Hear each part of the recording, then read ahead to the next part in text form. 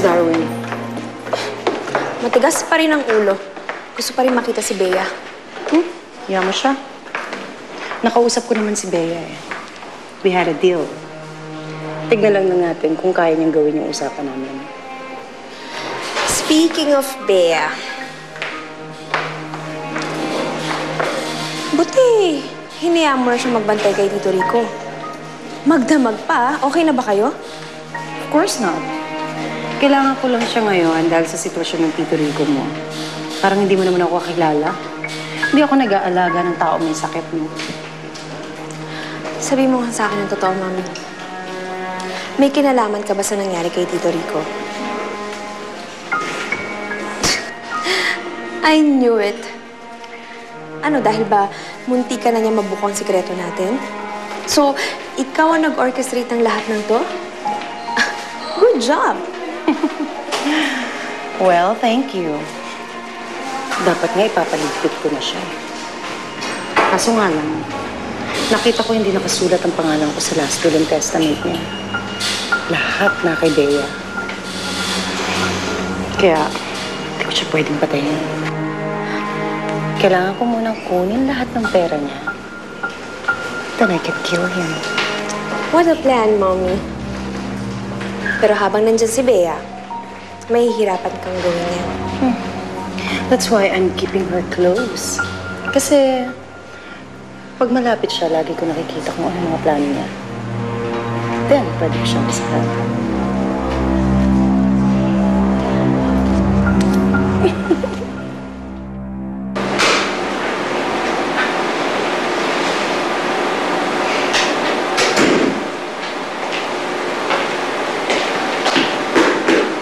Tumakas si Darwin sa kwarto niya kagabi.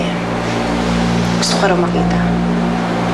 Ngayon, bumukas tuloy yung sugat niya. Matigas ang ulo eh. Bea, ang gusto ko kausapin mo siya. Sabihin mo sa kanya na ayaw mo na sa kanya. Di ba nag-usap na tayo tungkol dito?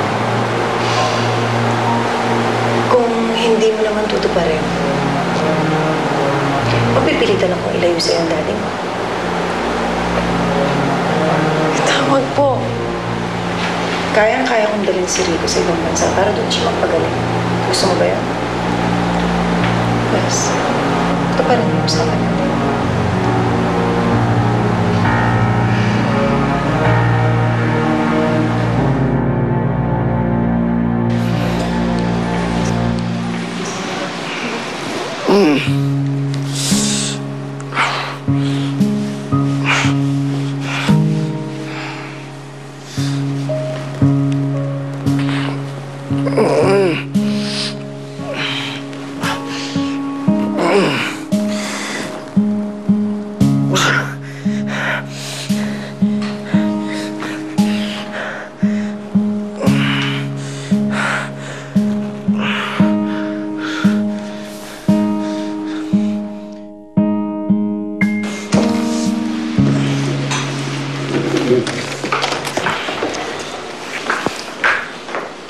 Tatakas ka na naman?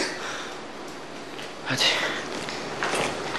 kahit ilang beses mo akong pigilan, pupuntahan ko si Bea. Nakita ko na siya kagabi.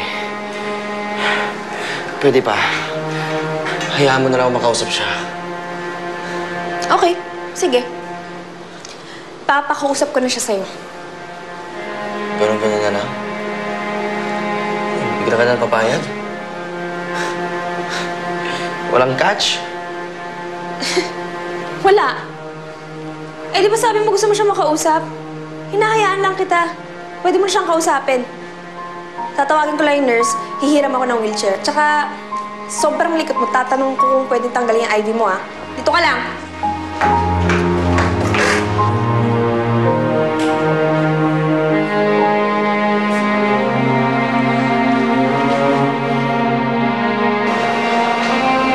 Bes? Bes? Bea? Lola? Bakit para kang tulala? Inaway ka na ng ba ng madrasta mo? Bes, bakit ka ganyan? Kakausapin lang ako. Gusto mo ba? Aasahan na lang kita.